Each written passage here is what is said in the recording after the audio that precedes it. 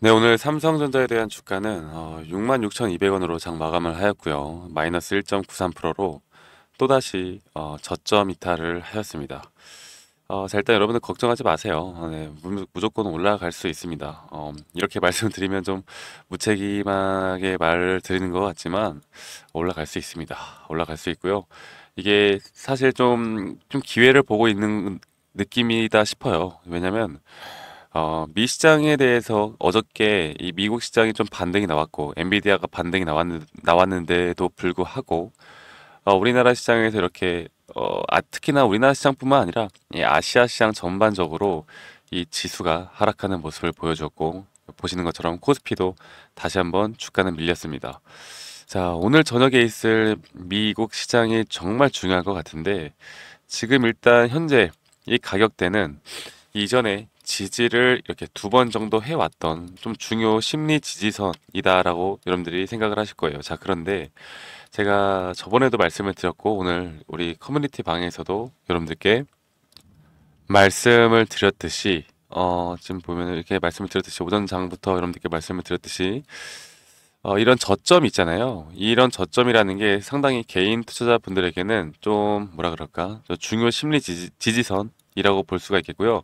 제가 이런 구간들 혹은 대략 이전에 이런 구간들까지는 열려 있을 수 있다라고 말씀을 드렸습니다.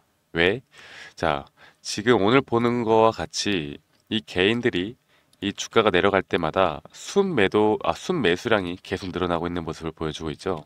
그러는 흐름에 따라 이 외국인과 기관에서는 계속 이런 매도세가 나오고 있습니다. 자, 그렇다라는 건 뭐 물론 이 내외국인과 기타 법인에서도 꽤 큰 어느 정도의 수급이 들어오고 있긴 한데 이렇게 중요한 지지 라인을 깨고 내려가잖아요. 그러면 어떤 현상이 발생을 하느냐? 이 개인 투자자분들이 그리고 또 최근 이렇게 단타로 들어왔던 물량들이 이런 라인이 깨지게 되면은 손절이 나갑니다. 손절.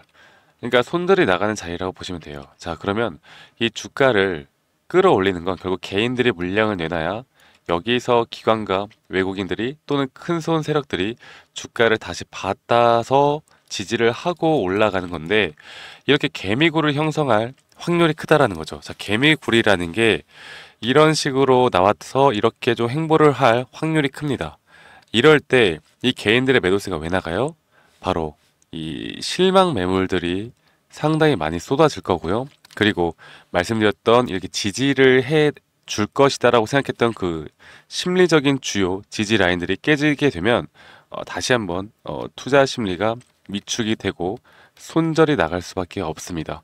아마 그런 구간들에서 제가 우리 구독자분들에게 확실하게 눌림목에 대한 시그널이 나올 때 우리가 확실한 자리에서 다시 한번 매수를 하고 싶으신 분들은 이 매수 타이밍을 여기에서 바라봐야 한다라고 말씀드렸어요. 그러니까 이게 최근에 이렇게 주가가 쭉 내려올 때마다 이게 어설픈 자리에서 매수를 하는 것보다 오히려 만약에 현재 물량을 들고 있고 추가적으로 매수를 하고 싶다라고 하면 현재 구간이 아닌 차라리 오히려 더 떨어지기를 기다려라 제가 말씀드렸습니다.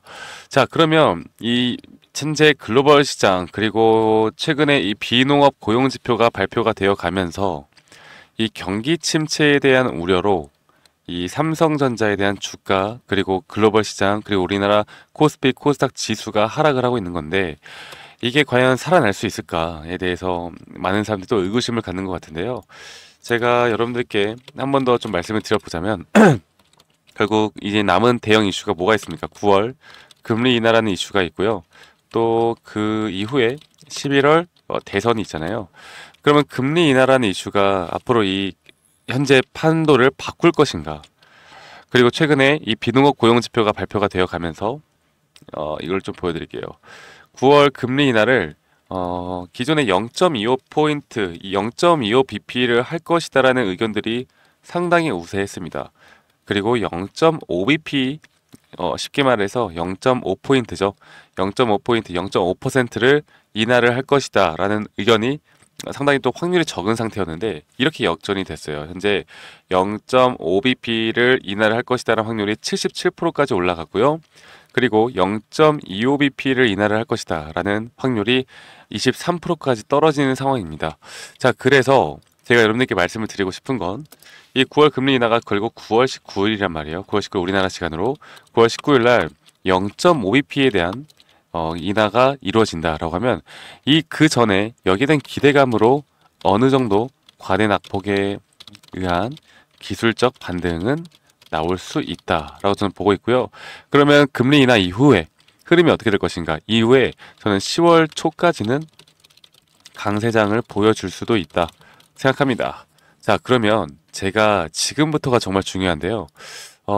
지금 삼성전자, 제가 오늘은 여러분들 무슨 HBM이다, 뭐 D램이다, 레거시, 우리 레거시 그 반도체 이런 것들 전부 다 말하지 않을 거예요. 재료나 모멘텀 이런 거 말하지 않을 겁니다. 지금 우리는 이런 탑다운 전략에 의한 앞으로 이 글로벌 증시가 어떤 식으로 흘러갈지, 그리고 그런 흐름에 따라 삼성전자의 주가도 똑같이 따라갈 것이기 때문에 제가 여기에 대해서 집중을 해야 된다고 말씀드리고 있어요. 아시겠죠? 자, 그러면 앞으로 단기 상승이 나올 것이다. 그래서 이렇게 개미굴을 형성하고 그 뒤에 단기적인 상승이 나올 텐데, 저는 여기에서 이 단기 상승에 의한 이 고점 신호에서 우리가 뭘 해야 된다?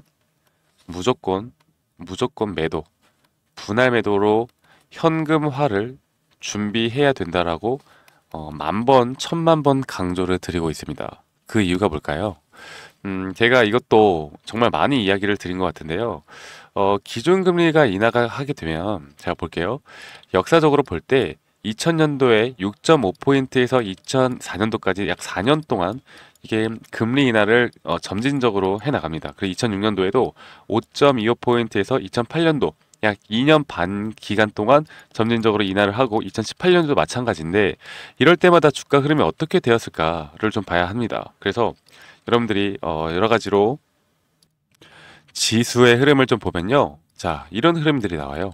이렇게 지수가 하락을 합니다. 이거는 제가 예측하는 게 아니라 역사적인 흐름이 한 번도 빠지지 않고 똑같은 흐름을 만들어 놨다는 건 우리가 분명히 인지를 하고 여기에 대해서 대응이 필요한 부분이겠죠. 자, 그러면 금리 인하를 하게 되면 왜 지수가 빠질까? 에 대해서 생각을 해보면, 제가 좀 비유를 해서 말씀을 드려보자면, 결국 우리가 사람이라는 게, 여러분들, 우리가 사람이라는 게 아프면 뭘 찾아요? 우리 약을 처방을 받죠. 그러면 경제도 어딘가 좀 안 좋아. 경기 침체가 우려가 막 있어. 그러면 이 금리 인하라는 카드를 쓰고 여기에 대한 경기 부양책을 준비를 합니다. 자, 그런데 우리가 약을 먹자마자 우리가 바로 건강이 좋아지는 게 아니죠. 그리고 금리 인하를 하자마자 경제가 바로 또 좋아지는 것도 아니잖아요. 저희가 볼 수 있는 건 이렇게 금리 인하라는 게 결국 여기에 대한 재료 소멸로, 그리고 지금까지 기대감으로 상승해왔던 재료 소멸로 지수가 하락을 해 나가면서 여기에서 점진적으로 인하를 단행을 하면서 반등은 오겠지만 계속 지수가 좀 빠지는 모습을 보여줍니다.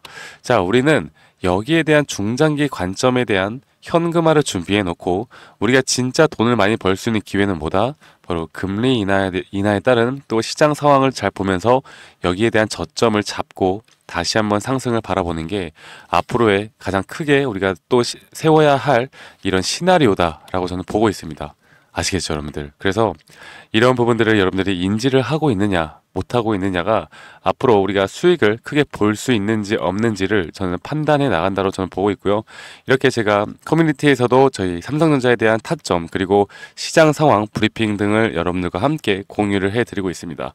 여러분들이 저 박프로와 좀 함께 해 나가면서 이런 여러분들이 뭐 물론 많은 부분들을 걱정이 많으시겠지만, 그래도 우리가 정신을 똑바로 차리고 앞으로의 대응이 정말 중요하다라는 걸 여러분들이 아셔야 되고요. 오늘 미국 시장 저는 새벽에도 잠을 줄이면서라도 여러분들께 최대한 빠르게 내일 흐름들, 그리고 단기적으로 또 어떻게 우리가 시나리오가 바뀔 수도 있는 거니까 이런 것들을 가장 유연하게 우리가 받아들이면서 전략을 계속 수정해 나가면서 우리가 같이 이끌어가다 보면 결국 위기는 여러분들 또 기회를 바꿀 수가 있는 거 아니겠습니까? 제가 이런 부분들을 우리 구독자분들과 함께 만들어 나가는 시간 가져보도록 하겠습니다. 아시겠죠, 여러분들? 그래서 저 박프로와 함께 하고 싶으신 분들은 010-2011-9671로 저에게 삼성이라고 문자 한 통 남기시면 되시겠고요.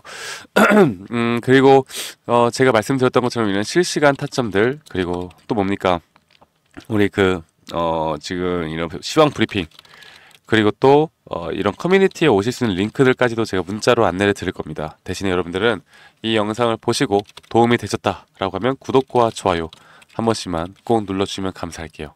아시겠죠, 여러분들? 자, 지금부터가 너무나 저는 중요한 시장이다 보고 있고, 결국 우리가 돈을 버는 건 여러분들 타점입니다, 타점.